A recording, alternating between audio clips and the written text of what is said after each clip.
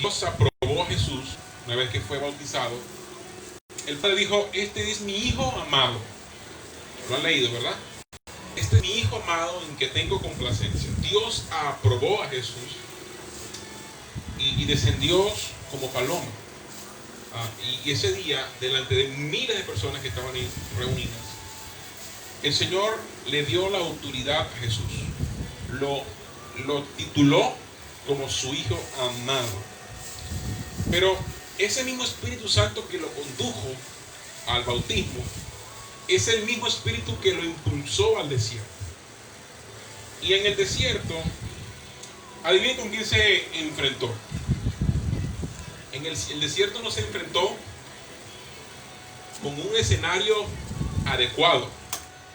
Él se enfrentó nada más y nada menos, como lo dice Juan 12:31, con el príncipe de este mundo. Se enfrentó con Satanás. ¿Okay? Este pasaje que hemos leído, normalmente la gente lo conoce como la tentación de Jesús. ¿Okay? Y una de las cosas que tenemos que comprender es que aquí no está siendo tentado cualquier persona.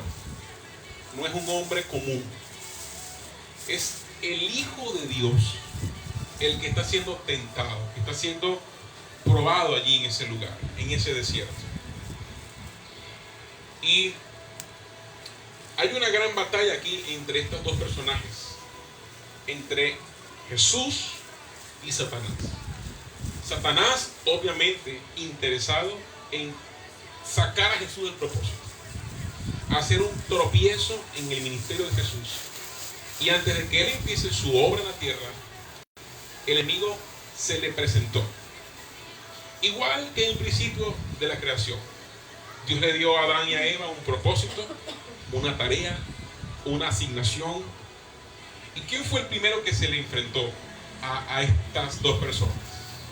No fue un ángel, no fue el Espíritu Santo, fue Satanás mismo el que fue al paraíso a decirle y a tentar al hombre, diciéndole que si comieran del fruto, eso lo dijimos la semana pasada, si comían del fruto serían como Dios. La pregunta que yo siempre hago es: ¿será que el diablo quería que ellos fueran como dioses? ¿O quería que Adán lo vieran a él como un dios? ¿Sí? Entonces mira, el Mesías, el ungido, el prometido de las naciones, llega a este mundo o irrumpe en este mundo nada más y nada menos que con el mismo personaje con que un día se enfrentó Adán en el paraíso. La diferencia está en que Adán fue tentado en el paraíso, donde había vegetales, donde había frutos, donde había vida. Jesús fue tentado en el desierto. Quiere decir que no es el lugar, ¿okay? No es la situación la que te va a permitir a ti salir de una prueba o de una tentación. Es de la confianza a quien tú tienes, es lo que va a hacer que tú saltes esa prueba o esa dificultad. Así que Adán pecó en el paraíso, Jesús venció en el desierto. Entonces no es la situación la que hace que tú seas o no un hombre o una mujer de fe, sino en quién tú has creído. Lo que se está poniendo a prueba aquí en esta tentación es la capacidad de Jesús para emprender la obra. En pocas palabras, lo que aquí se está probando es si Jesús está capacitado para emprender la misión que le venía por delante. Es para ver si él estaba al tamaño, a la altura de la responsabilidad que se le presenta. Ninguna tentación viene a nuestra vida para dañarnos o para que caigamos. Vienes a probar qué tan listos estamos para lo que Dios nos ha entregado. Si te saca del propósito, si esa tentación te saca del llamado, significa que tú no estabas listo para eso. ¿Okay? Obviamente, Adán no estaba listo para el llamado y para la responsabilidad que Dios le había entregado. Por eso cayó, porque no estaba listo. La tentación no era para que Adán pecara, la tentación era para que Adán entendiera cuál era su llamado. ¿Y a quién tenía que obedecer? Obviamente, porque no escuchó a Dios, sino a la voz de Satanás, a una voz extraña.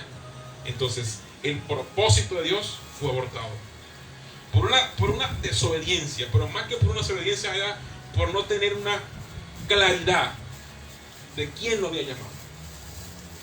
La actitud de Adán tiene que haber sido: si Dios me llamó para esta asignación, quiere decir que Él vio la capacidad en mí y no le voy a fallar. No voy a caer en la oferta engañosa que Él me está haciendo. Así que mejor me conviene a mí ver al frente al Señor Jesús.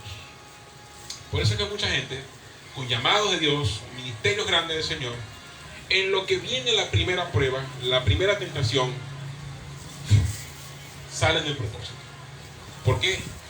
Porque escucharon una oferta engañosa y salieron del propósito.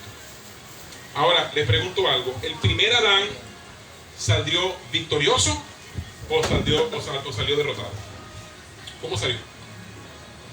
¿Cómo salió Adán de esa tentación? ¿Victorioso o derrotado? Salió vencido, ¿verdad? Salió derrotado. Ahora, este pasaje es importante porque la tentación es sin duda alguna una experiencia bien conocida por todos los cristianos, pero es una enseñanza que todo creyente a lo largo de su vida cristiana tiene que recordar y tiene que entender, porque es un conflicto espiritual que no termina. Oiga bien, el diablo no termina su trabajo contigo. No termina. Él está empecinado, está empeñado en que ni tú ni yo cumplamos el propósito de Dios. El propósito de Él es sacarnos, desviarnos, que nos desanimemos, que nos desalentemos. Pero el propósito de Dios es que tengas firme tu fe en quien tú has creído y quien te ha llamado. ¿Pueden decir amén a eso? El apóstol Pablo dijo: por lo demás, hermanos, fortaleceos en el Señor y en el poder de su fuerza, vestidos de toda la armadura de Dios, para que podáis estar firmes. ¿Cuántos están firmes aquí? Contra todas las acechanzas del diablo. Quiere decir que sus acechanzas no terminan nunca. Él siempre está buscando un lugar, una debilidad en donde atacar para que tú y yo abortemos el propósito de Dios. Porque no tenemos lucha contra sangre y carne, sino contra principados, contra potestades, contra los gobernadores de las tinieblas de este siglo, contra huestes espirituales de maldad en las regiones celestes.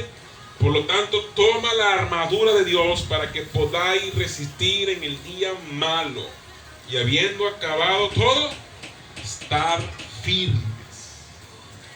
Entonces, la oferta del enemigo con Jesús era sacarlo, debilitarlo, hundirlo, que él saliera derrotado, porque él dijo: si lo hice una vez con Adán, lo voy a hacer otra vez con Jesús.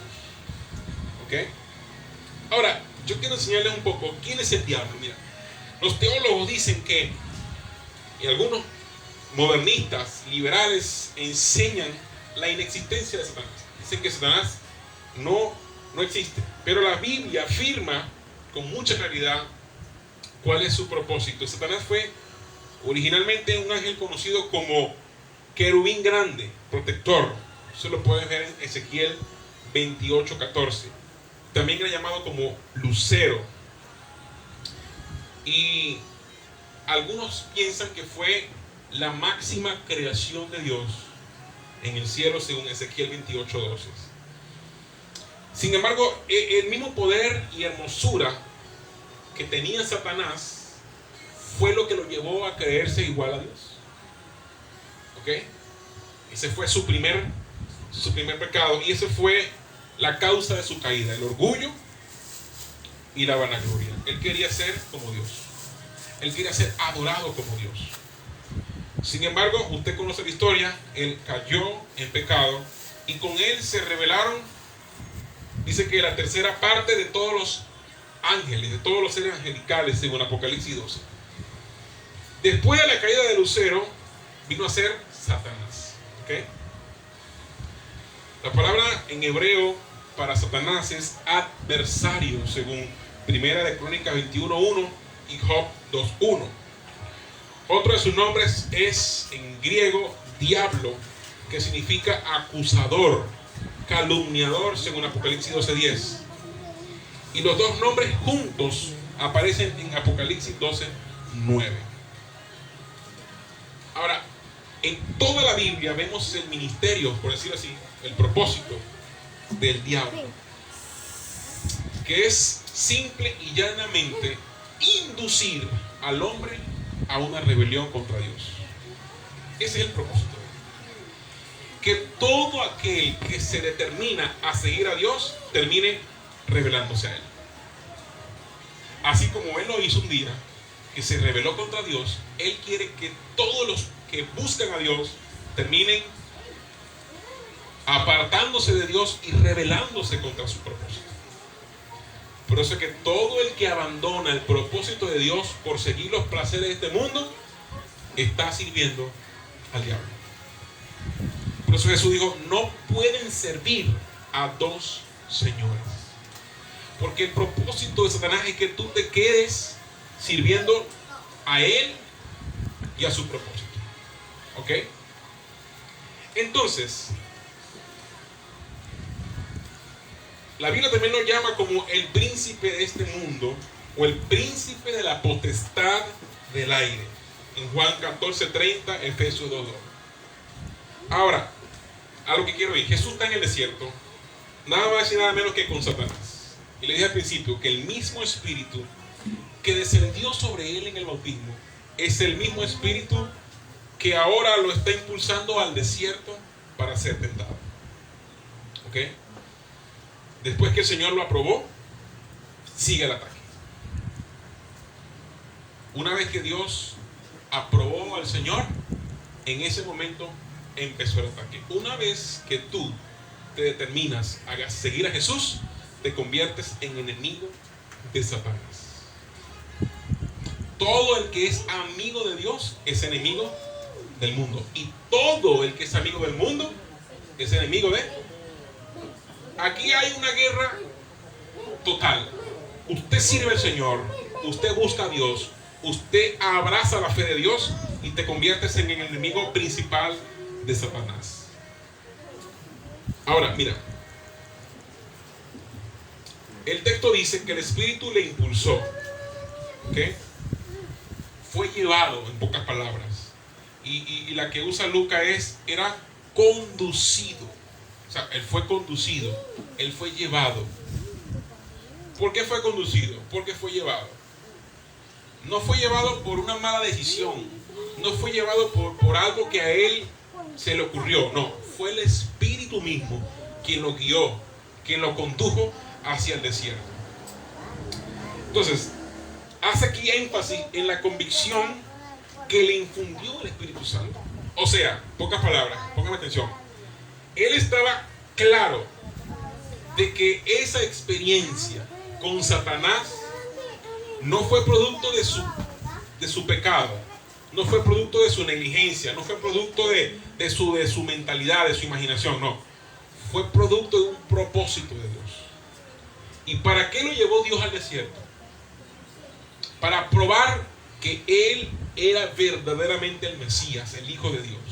Estaba calificado, capacitado para enfrentar la tarea que le vendría más adelante. Lo que me llama la atención es que Jesús no se resistió.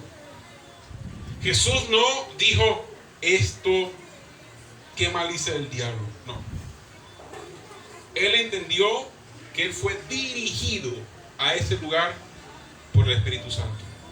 Y los que son guiados por el Espíritu Santo entienden y saben cuándo la oferta es engañosa y cuándo es un propósito de Dios lo que está pasando. Él tenía los ojos espirituales, los sentidos espirituales bien claros y bien abiertos para entender que ese ofrecimiento, que esa oferta no era dirigida propiamente por Satanás. Él fue dirigido por Dios, porque Satanás no puede hacer nada por su cuenta. En pocas palabras, Él no se manda solo. ¿Ok? Hasta el mismo diablo obedece al Señor. ¿Ok? Ahora, ¿cuál fue la razón por la que el Espíritu Santo llevó a Jesús al desierto? Bueno, como vamos a ver en el pasaje,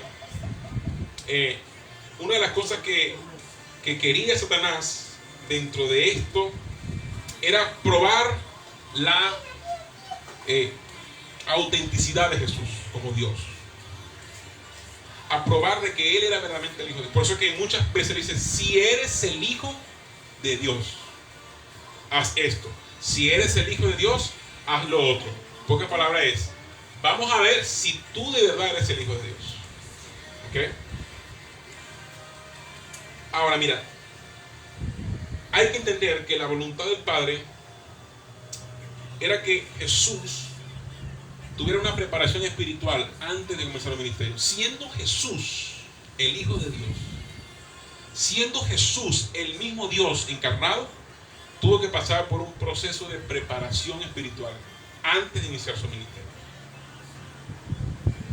No fue que Jesús llegó: bueno, yo soy Cristo, yo soy Dios encarnado, aquí voy yo. No. Él pasó por la prueba.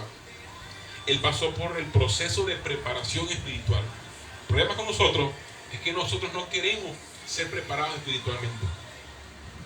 No queremos ser probados en el carácter. No queremos ser probados en nuestra vida. Sino que creemos que porque tenemos un talento o tenemos un don, ya nosotros somos los papás de los helados. Si tienes un talento, si tienes un llamado, si tienes un propósito de Dios, lo que viene en tu vida antes de eso es, diga conmigo, preparación espiritual. Preparación espiritual. Por eso Jesús fue probado en el desierto, para prepararse espiritualmente antes de comenzar un ministerio público, y de allí los 40 días de ayuno. Por eso Satanás aprovechó ese tiempo para tentar al Señor. Ahora, ¿eso qué tiene que ver con nosotros? Porque una cosa es tentar al Hijo de Dios y otra cosa es tentarnos a nosotros. Pero si podemos aprender algo de eso, es que ninguna situación que venga de Dios tiene que apartarnos de Él. Nada que provenga de Dios es con la intención de apartarte de Él. Nunca. El propósito de Dios es que tú te afirmes, lo que vamos a leer ahorita, te afirmes en Él. Es para saber en quién tú has creído. Es para saber en dónde estás posicionado como hijo. Para saber en quién está tu confianza. Simplemente eso. Entonces, está claro aquí que el propósito de la tentación de Jesús era fortalecer su fe y acercarse a Dios y a su palabra.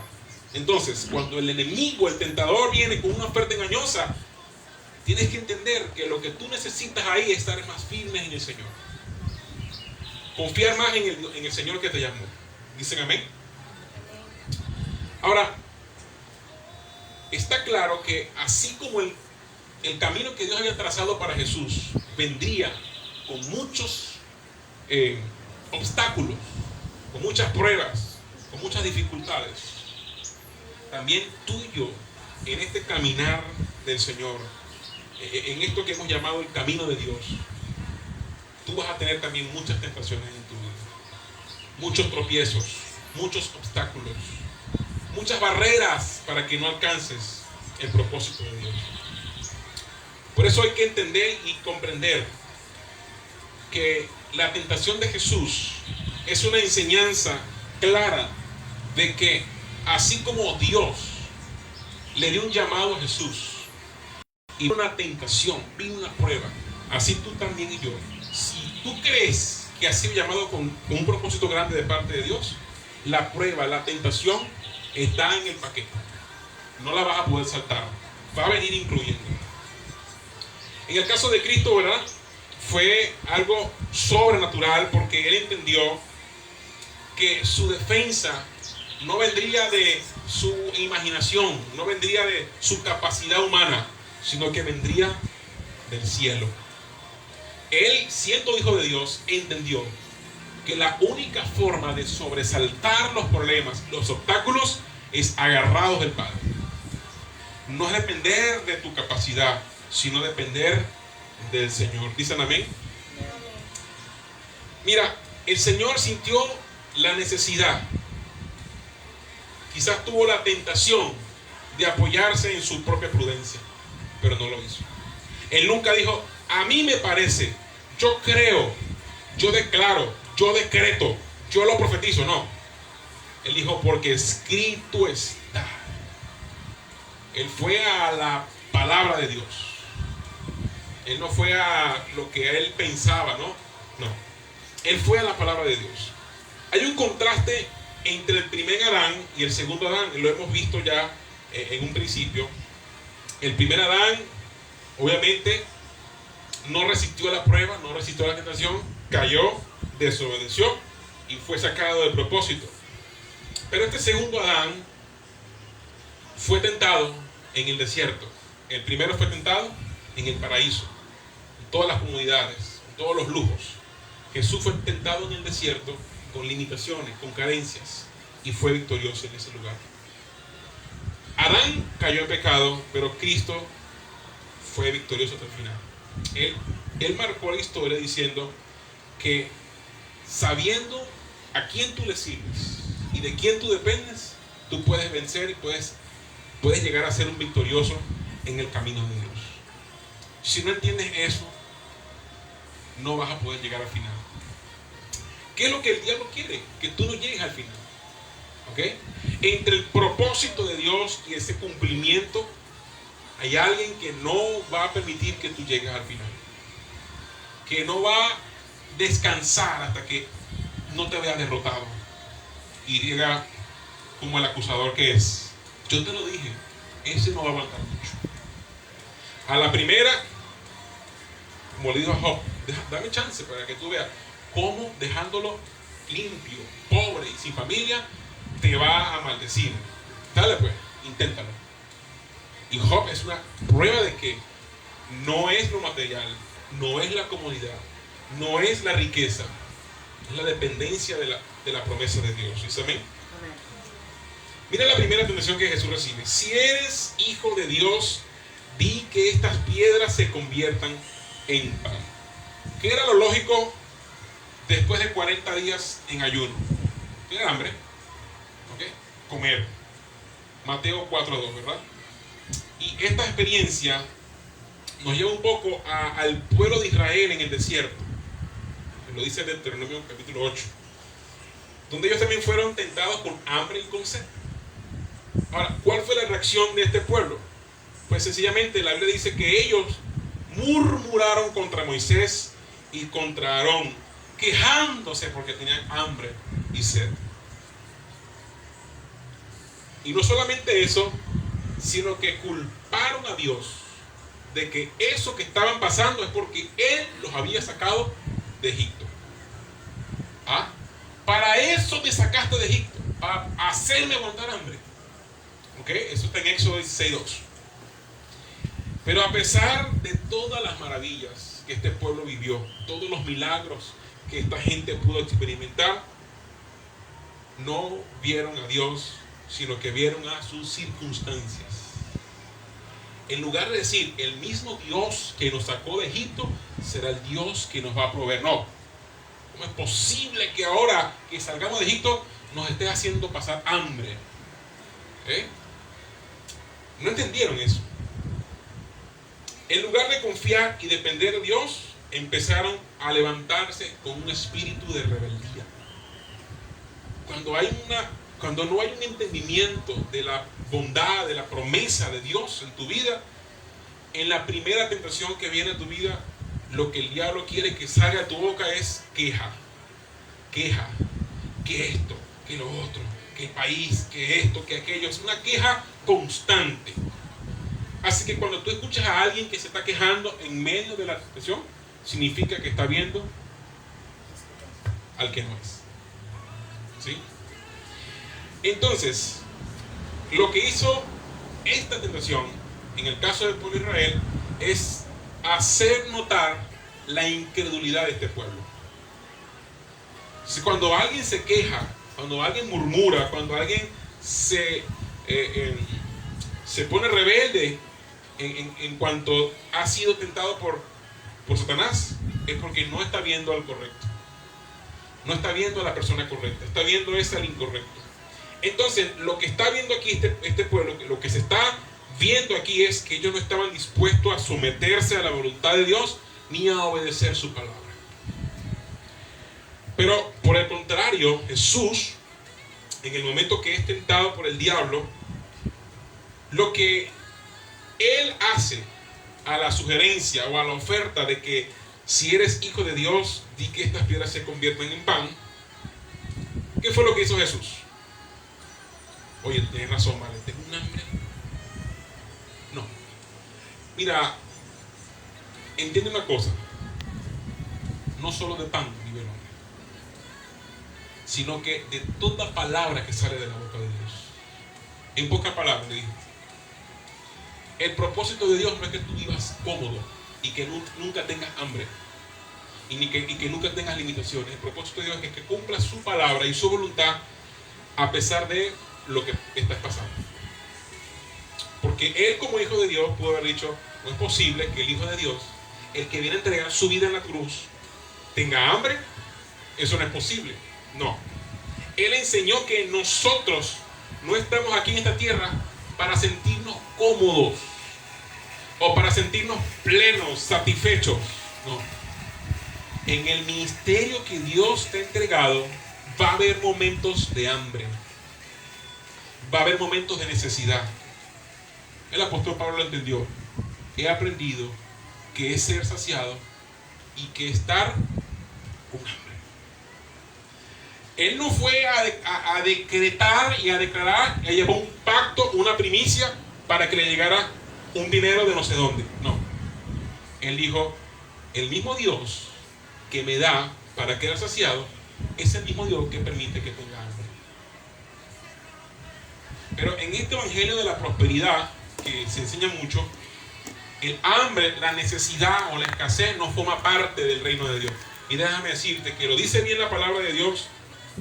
No sé si usted no lo ha leído, pero yo en Romanos capítulo 10 dice: el reino de Dios, o mejor dicho, en el reino de Dios, lo más importante, oiga bien, no es comer ni beber, sino practicar la justicia y la paz y tener el gozo del Espíritu Santo.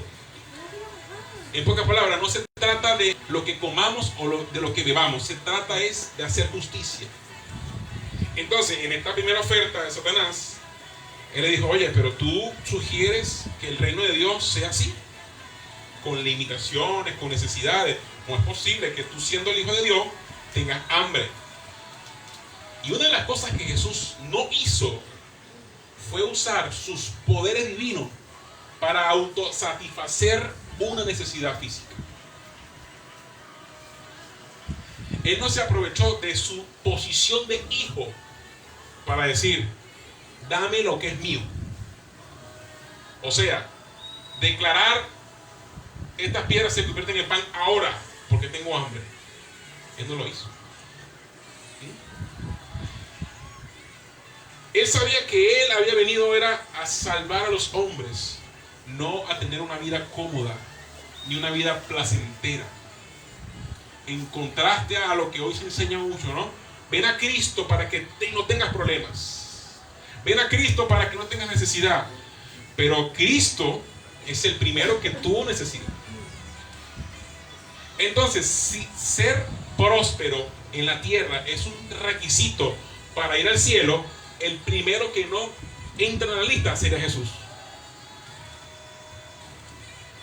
Él es el primero que no entra en la lista, porque Jesús no vino aquí a tener fortunas, ni a tener casas, ni a comer todos los días bien. El Hijo del Hombre no tiene ni dónde recostar su cabeza. Entonces, Él no vino aquí a enseñarnos un evangelio de prosperidad. Nos vino a enseñarnos un evangelio de propósito. Y en ese propósito está incluido necesidades también. En ese propósito está incluido tener a veces limitaciones. Él multiplicó los panes y los peces, ¿por qué? Además de que para demostrar que era hijo de Dios y que tenía el poder para convertir los panes y los peces. En pocas palabras, lo que Jesús está diciendo es: yo no tengo cómo darle comida a tanta gente. Y ese poder lo atribuyó o lo utilizó para beneficio de la gente, no para beneficio de él. ¿Ok? Así que cuando Jesús tuvo hambre, él no decretó ni declaró que se abran los cielos y que caiga maná del cielo. Él dijo: si tengo que tener hambre, lo aguanto. De hecho, mi vida en esta tierra se trata de soportar muchas cosas ajenas a mi voluntad. Y una de esas era morir en una cruz. Así que, en contraste entre morir en una cruz y aguantar hambre, ¿qué es peor? Así que, si yo sé que yo he sido calificado y sido llamado para ir a una cruz, a una muerte sangrienta y violenta, significa que puedo pasar hambre sin ningún problema. ¿Okay? Entonces, la respuesta de Jesús fue clara. En lugar de quejarse como lo hizo el pueblo de Israel en el desierto, o usar su poder divino para proveerse a sus propias necesidades, él iba a manifestar una total dependencia de la palabra de Dios, aunque esto implicara aguantar hambre. La pregunta que yo te hago en esta mañana es: ¿qué estás dispuesto tú a soportar a causa del peso del llamado que Dios tiene para ti? Porque déjame decirte que el llamado que Dios tiene para ti no viene con muchas ofertas o con muchos recursos. El llamado que Dios tiene para nuestra vida muchas veces va a empezar sin nada. Sin nada. De cero. Jesús respondió en Mateo 4:4: escrito está. Él nunca decretó, él nunca declaró, él no hizo un pacto, él no hizo un voto. Él dijo: escrito está. No solo de pan vivirá el hombre. No solo de pan vivirá el hombre.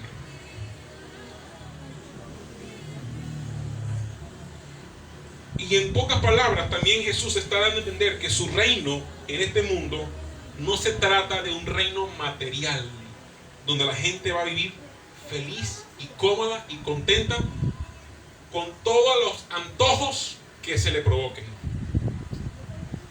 Lo acabo de leer en Romanos. Porque el reino de Dios no se trata de comida ni bebida. El diablo le estaba diciendo como que: bueno, mira, Jesús, ¿no te parece que el reino que tú propones debería ser un reino de ayuda social, un reino de reforma social, en lugar de ser un reino de transformación espiritual? El reino de Dios no se trataba de que la gente viviera bien, vamos a quitarle el yugo de los romanos y ahora vamos a vivir tranquilos, cómodos, vamos a disfrutar y vamos a gozar. No, ese no fue el reino que Jesús vino a establecer. Él vino fue a traer una transformación espiritual desde el corazón de la gente y no a quitarle su problema. Jesús no vino a resolver el problema humano, social, aunque él aportó, pero su principal propósito era restaurar un hombre y una mujer que habían caído en el pecado. Porque no se trata de solucionar un problema de alimentación en el mundo, lo que va a hacer que las almas se acerquen a Jesucristo. Porque de la gente que él alimentó, muchos se fueron y ni siquiera las gracias le dieron. En lugar de eso, estaban esperando cuándo sería el próximo culto de panes y peces. Pero cuando Jesús lo llamó a una intimidad profunda, a un compromiso mayor, se dieron la espalda y no siguieron más a Jesús. De modo que Jesús no vino aquí a traer una oferta engañosa de bienestar y de prosperidad. Él vino a traer fue el reino de Dios, que es un cambio en el corazón. ¿Me siguen, sí o no? El problema del hombre no es una necesidad física.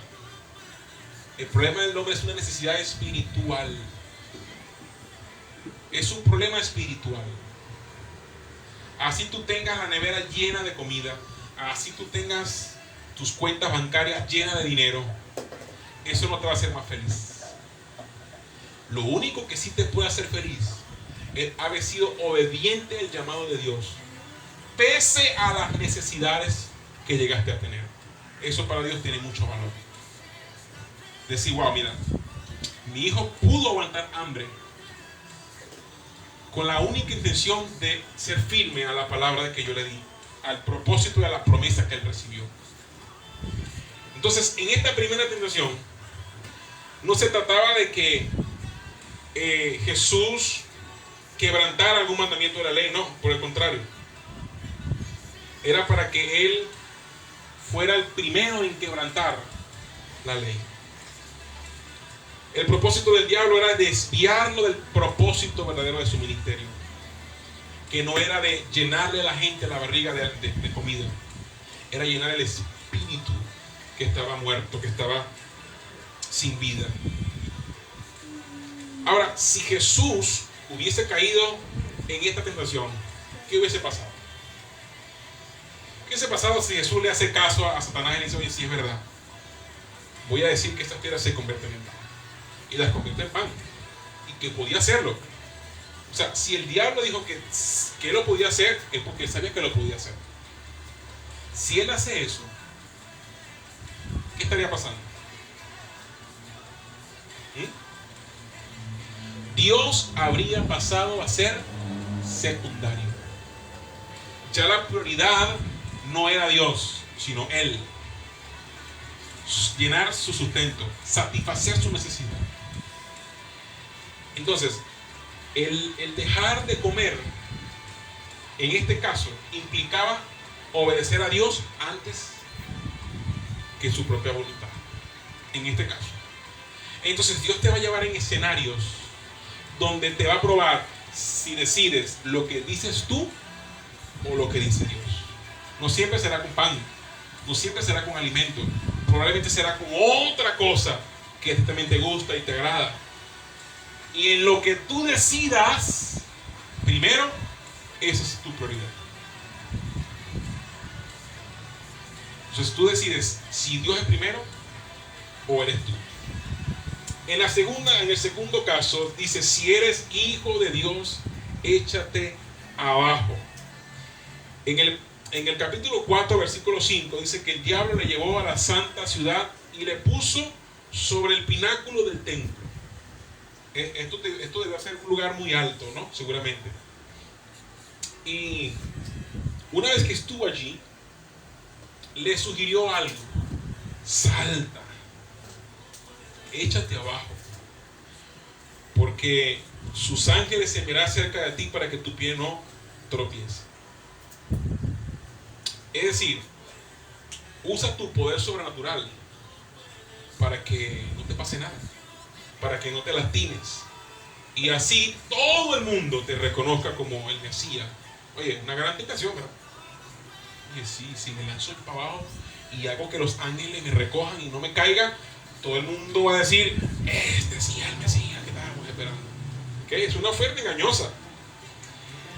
Y de esa manera, bueno, admirado por todo el mundo y especialmente por Dios, ¿no? Dios va a decir, wow, mira cómo lo hizo mi hijo. Ese es el hijo que yo quiero. Un hombre de fe, que no le tiene miedo a las adversidades y que se lanza y declara y decreta y las cosas pasan. Pregunto, ¿eso era lo que Dios quería?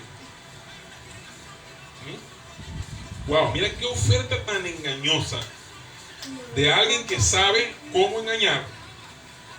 Pero como sabemos, en la tentación anterior, el diablo intentó llevar a Jesús a dejar de confiar y depender de su Padre y de su palabra.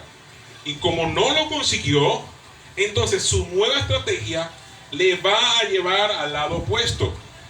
Su razonamiento ahora es el siguiente, fíjense. Puesto que confías tanto en Dios y en su palabra, entonces arrójate desde lo alto. Inteligente. Como tú eres un hombre de Dios que confías en su palabra, lánzate ahora, que no te va a pasar nada. ¿Ok? Porque seguramente tu padre te va a cuidar, tu padre te va a proteger. Entonces lánzate, porque el padre no va a permitir que tú te caigas. que tú te lastimes. ¿En dónde apoyó el diablo la tentación? En este caso, la segunda tentación. En una porción de la palabra. El diablo también lee la Biblia. En el Salmo 91, aunque la citó de una forma parcial, él la ajustó a su manera. ¿Sí? Ahora, ¿qué tenía de malo poner a prueba la palabra de Dios y el cuidado de su providencia? Pregunto, o sea, las promesas de Dios no están para eso, para cumplirlas y para que sean probadas. Pero aquí el problema es, o el hecho de confiar en Dios no significa que debamos cometer cualquier tipo de imprudencia.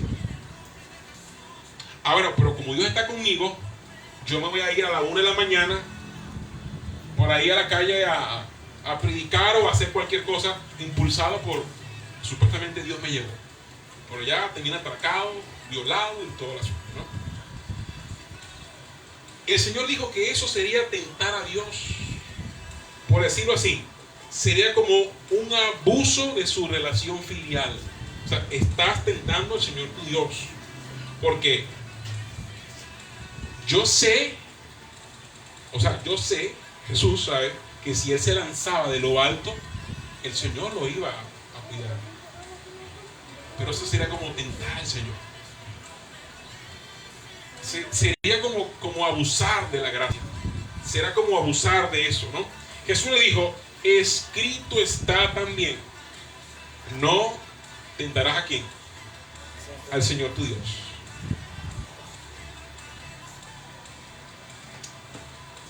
Y hay un contraste, ¿verdad?, en lo que dice el libro de Deuteronomio 6:16. Dice, no tentaréis a Jehová vuestro Dios como lo tentasteis en Masá. Ahora, ¿qué fue lo que ocurrió en Masá? Bueno, la explicación la vamos a encontrar en Éxodo 1:17. Cuando el pueblo llegó a Refidim, encontró que no había agua. Escuchen esto. Y nuevamente murmuraron contra Dios. En lugar de responder con una actitud de confianza en Dios, reaccionaron con actitudes de incredulidad y desafío, poniendo en duda la presencia y las promesas de Dios. Y dice, y tentaron a Jehová diciendo, ¿está pues Jehová entre nosotros o no? Pusieron a Dios a prueba, pocas palabras. En lugar de confiar en Dios, estaban tratando de obligar a Dios que hiciera algo por ellos. ¿Sí? Mira lo osado que esta gente era. En pocas palabras, era como una especie de chantaje moral. O sea, si Dios nos ama, Él me va a dar lo que le estoy pidiendo. Es un chantaje. Señor, si tú me amas, tú me vas a dar el carro y la casa y todo aquello que yo te pida. Aquí Jesús demostró que el fracaso de Israel en la prueba de su fe es que no había fidelidad a Dios y a su promesa, sino que querían hacer las cosas a su manera y meter a Dios en su cosmovisión. Entonces la perspectiva de Jesús era muy diferente a la del pueblo de Israel. O sea, el pueblo de Israel llegó hasta ese punto de tentar a Dios, pero Jesús entendió que su propósito de establecer su reino era un fundamento diferente, era bajo una palabra diferente. Por eso le dijo, escrito está. O sea, en pocas palabras, a ti se te olvidó que tú no puedes tentar al Señor tu Dios. En pocas palabras, yo no puedo ver a Dios como que si Él me está sirviendo a mí. Y Él está obligado a darme lo que yo le pida. No. Mira, Dios no le sirve a nadie. Él es un Dios soberano. Somos tú y yo los que tenemos que depender de Dios. Somos tú y yo los que tenemos que abrazar su palabra y su promesa. Entonces ten en cuenta que cuando venga una oferta engañosa del enemigo, ¿verdad? Porque eso va a venir a tu vida. Declara prosperidad, declara abundancia, declara no sé qué financiera. Pero mira, yo te voy a decir una cosa, pero eso es lo que la palabra enseña. O sea, el Señor enseña en su palabra que nosotros hemos venido a esta tierra a ser prósperos financieramente y a vivir como reyes. No. Él le dijo, porque ustedes van a ser tentados, van a vivir tribulaciones, van a pasar por dificultades. A veces no les va a alcanzar dinero. A veces van a estar enfermos y no van a orar por todo el mundo, pero no van a poder orar por ustedes mismos. Van a tener ni fuerzas para orar por ustedes mismos. O sea que el propósito de Dios no se trata de que tú vengas a vivir una vida feliz en la tierra. Se trata que vengas a vivir una vida obediente a su voluntad. Así eso tenga que incluso obligarte o hacer que tú te niegues a ciertas comodidades o a ciertos privilegios. Lo mismo que hizo Jesús. Él sacrificó su trono. Él sacrificó su reino por venir a esta tierra a hacerse pobre por ti y por mí. Entonces nosotros creemos y enseñamos en este tiempo de que el evangelio se trata de prosperidad y de vivir bien. Casi que un pare de sufrir evangélico. ¿Sí? Ven a Cristo y pare de sufrir. No más problemas, no más deudas. Traiga la almohada, no más problemas. Pregunto, ¿ese es el evangelio de Jesús? ¿Ese es el evangelio de Cristo? Como lo decíamos la semana pasada, y lo decía Andy Stanley, promete a la gente cosas en el nombre de Jesús y lo vas a tener el próximo domingo sentado. A ver qué otra cosa le vas a ofrecer en el nombre de Jesús. Pero si tú le enseñas a la gente que su vida se trata de vivir, soportar tribulaciones, pruebas y adversidades, no viene más, se van corriendo. No, yo no quiero estar aquí. Yo quiero una vida próspera, yo quiero un carro nuevo, yo quiero una casa nueva, yo quiero unos zapatos nuevos porque ya estoy cansado de vivir así. Pero déjame decirte que muchas veces nos va a tocar pararnos aquí con los zapatos llenos de hueco por debajo, sin haber desayunado muchas veces, o quizás con el pasaje de venida más no con el pasaje de ida, quizás sabiendo que al llegar a tu casa no tienes nada que comer, no hay nada para el almuerzo. Aún así tú dices, yo voy a servir al Señor, porque mi vida, mi ministerio del Señor no se trata de lo que Él me dé, sino de lo que ya hizo por mí. Imagínate la oferta del Señor a Juan a escribir el Apocalipsis. Bueno, Juan, te he preparado un resort 5 estrellas con vista al mar, con secretarios y con sirvientes, para que tú no te muevas en la silla ni en la oficina, sino para que tú tengas todas las comodidades y escribas lo que yo te voy a decir, porque tienes que tener todas las comodidades para escribir el Apocalipsis. Si la barriga te truena, no vas a poder escribir nada. Pues no. Bueno, Juancito, tienes un full day para la isla de Pasmo, tú solito. Tú verás que vas a comer, tienes toda la isla. Vas a pescar tu propia comida, vas a buscar tu propia leña, vas a hacer tu propia carpa, vas a aguantar frío, vas a aguantar hambre, vas a aguantar de todo. Pero ahí yo te voy a revelar las cosas más sorprendentes de tu vida. ¿Lo aceptas o no? Ay, Señor, pero madre, ¿por qué me lo pones así? Pregunto, ¿qué harías tú? ¿Aceptas la propuesta o no? No, Señor. ¿De verdad? ¿Sin wifi? No, Señor. ¿Sin teléfono? No, Dios mío. ¿Ah? ¿Y cómo voy a hacer, Dios mío, si no tengo ni con qué pescar? Bueno, papi, usted decide. ¿Es eso o nada? Pregunto, ¿qué hizo Juan? ¿Qué hizo Juan, muchacho? ¿Lo hizo o no lo hizo? Le dijo a Noé, construye un arca. ¿Cómo que voy a construir un arca? ¿Y dónde aquí hay para construir semejante cosa? ¿No? Él dijo, ¿construye un arca? Sí, listo, manda las medidas que yo lo hago. No sé cómo lo voy a hacer, pero yo lo hago. Dios le puso a Noé una prueba muy grande. Y eso va a depender para que te salves tú y te salves tu familia. Noé dijo, si esto es para yo salvarme y cumplir el propósito de Dios, lo voy a hacer.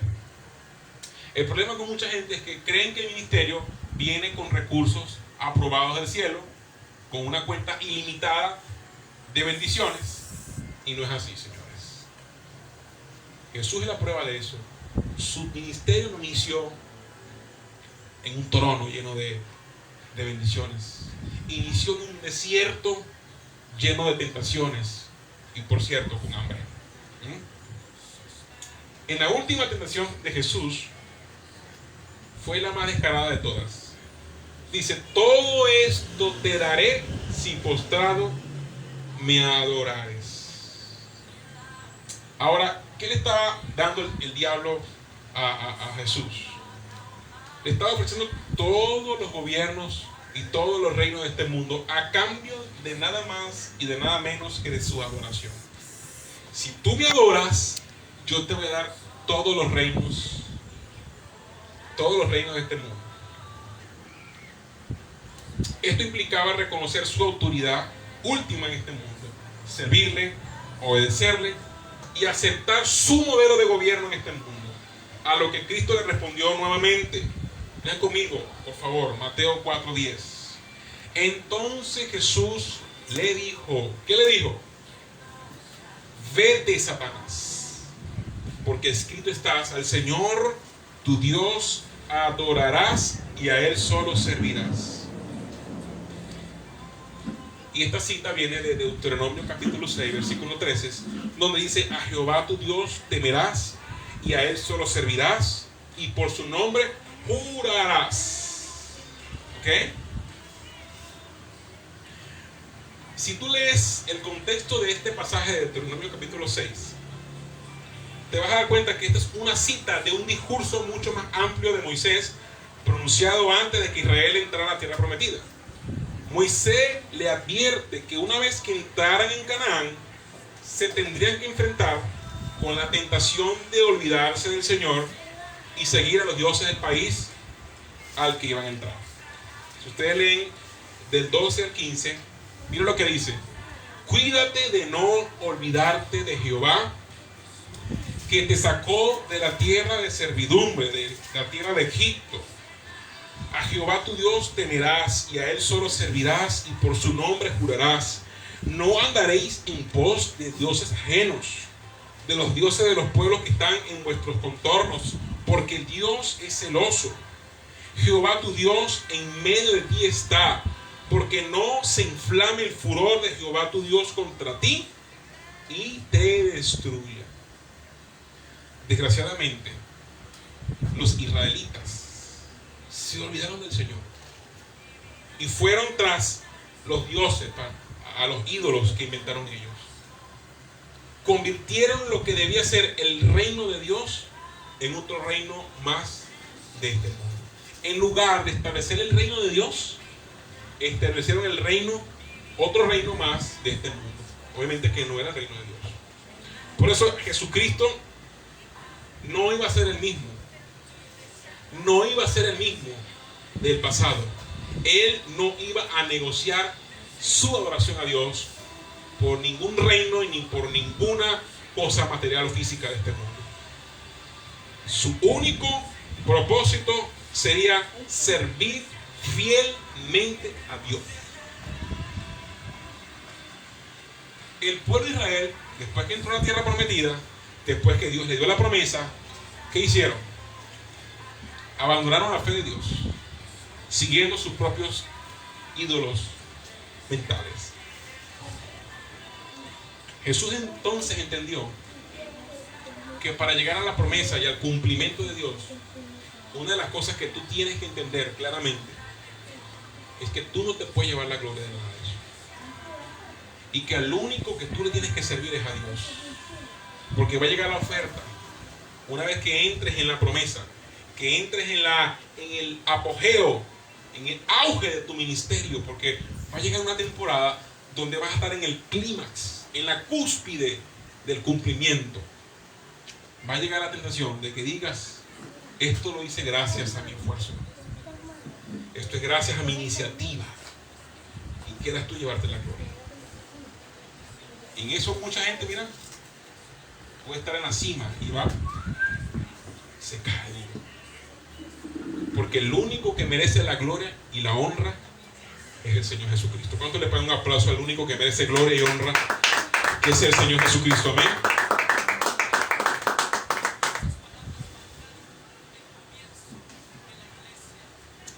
Una de las cosas que Jesús estaba poniendo de manifiesto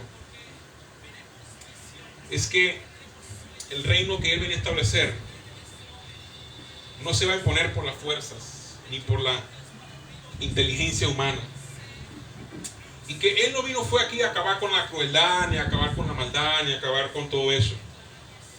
Él vino a romper un problema de raíz, o a cambiar un problema de raíz. Y el problema está en el corazón del hombre. El problema de la gente está en su corazón. Hay una fuerza interna, hay un mal interno que lleva a la gente a vivir de la manera como vive. Y todas las etapas de la tentación de Jesús nos apuntan a que hay algo en el corazón del hombre que está inclinado siempre a hacer lo malo. Una persona con una inclinación hacia el pecado hubiese estado en el lugar de Jesús, en la primera ya hubiera caído. Porque siempre en el corazón del hombre, en la mentalidad del hombre, siempre está es su deseo, satisfacer su naturaleza. Por eso cuando Jesús fue tentado, Él entendió que no eran sus fuerzas, no eran su fuerza, eran la fuerza del Señor. Lo que yo quiero preguntarte en esta mañana es: si tú estuvieses tentado en alguna de esas etapas, o en alguna de esas esferas, o en alguna de esas situaciones similares a la de Jesús, ¿qué harías tú? ¿Aceptarías la oferta de Satanás?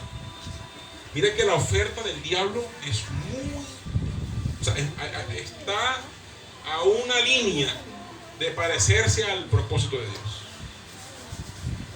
Pero el propósito de Satanás, vuelvo y te repito, siempre va a ser sacarte del propósito, sacarte del plan. Entonces, el diablo entretiene a la gente. En el primer punto es la comida. Pregunto, ¿cuál es el principal objetivo de todo ser humano de salir a trabajar? Satisfacer sus necesidades de alimento. ¿Y qué pasa cuando la nevera ya no queda queso? ¿Y qué pasa cuando ya no queda harina? ¿Y qué pasa cuando ya se acaba el arroz? ¿Qué hace la gente? Entra en un estado de desesperación. Entra en un estado de... Oh, Dios mío, no. Un día sin comer. Señor, me libre. El Señor reprende al diablo. Yo tengo que comer todos los días. Pero ¿qué pasa si Dios te dice: todo lo que tengas en tu comida, en tu casa, dáselo a la persona que está al lado? O aún más, Él permite que tú pases por una etapa de hambre, que pases por una temporada de escasez, que pases por una temporada de estrechez económica, como la que hemos vivido muchos, en la que a veces decimos: si como el desayuno, no tengo para el almuerzo. Mejor me espero para el almuerzo, para comer completo. Yo no sé si a ti te pasó eso, pero a mí me pasó. A nosotros nos pasó. Y decir: bueno, la última arepa, que se la coma nuestro hijo. Mañana es otro día. Yo no sé si a ti te ha pasado eso, pero a mí me pasó. Y a mucha gente le ha pasado eso. El decir: bueno, de verdad yo hoy no quisiera ir al servicio, porque mira el tremendo agujero que tengo abajo. O mira el pantalón, ya el 21 que tengo ya está blanco de tanto que lo he lavado. O decir: bueno, no tengo pasajes y me da pena pedir cola. Pero mira, he visto gente que por la obra de Dios ha hecho cosas impresionantes que tú y yo ni siquiera nos imaginamos. De dejar de comer para que otro coma, dejar de vestir para que otro vista. Y no es por ofender, pero te apuesto y te aseguro que mucha gente en este momento, en esta hora, está mucho más cómodo en su casa que aquí. En su casa podrá tener comodidades. Quizás aquí hay calor, ¿verdad? Ahí no hay para picar en la nevera, nada. No hay ni café. ¿Sí? Pero en mi casa tengo un mercadito, tengo agüita fría, tengo un aire prendido, tengo una camita, tengo esto, tengo lo otro. Y sabes una cosa, Dios está llevando a mucha gente a entender que su principal objetivo en esta tierra, no estoy diciendo que sea malo que tengas un aire, que tengas comida, no. Lo que estoy diciendo es que hay mucha gente que en lugar de servir a Dios, prefiere lo otro. Y yo quiero que tú te levantes en esta mañana, porque la tentación va a llegar a tu puerta. La oferta engañosa va a llegar a tu corazón. Y tú tienes que estar listo, tienes que estar preparado. Porque la gente que tiene propósito de Dios, la gente que tiene asignaciones, llamado de parte de Dios, va a ser probado en todas las cosas. Entonces tú tienes que estar a la altura, al tamaño del propósito de Dios para tu vida. Yo quiero hacerte esa pregunta. ¿Tú estás listo de verdad? ¿Estás listo para lo que Dios va a hacer contigo? ¿De verdad estás listo para ser probado en todas las áreas de tu vida? ¿O solamente vas a servir al Señor cuando tengas comida en la casa? ¿O vas a servir al Señor solamente cuando todo te está yendo bien? Pues déjame decirte que no. En este camino de Dios, en este caminar de Dios, Dios no promete que todo nos va a salir bien. Ojalá que el propósito de Dios fuera una línea recta entre el llamado y el cumplimiento. Pero déjame decirte que eso no es así. Es una montaña rusa de situaciones y de adversidades. Pero al final vas a decir, como dijo el apóstol Pablo, he acabado la carrera, he guardado la fe. Nada te va a mover del propósito de Dios si tu fe está en el Señor Jesús. Ponte de pie un momento.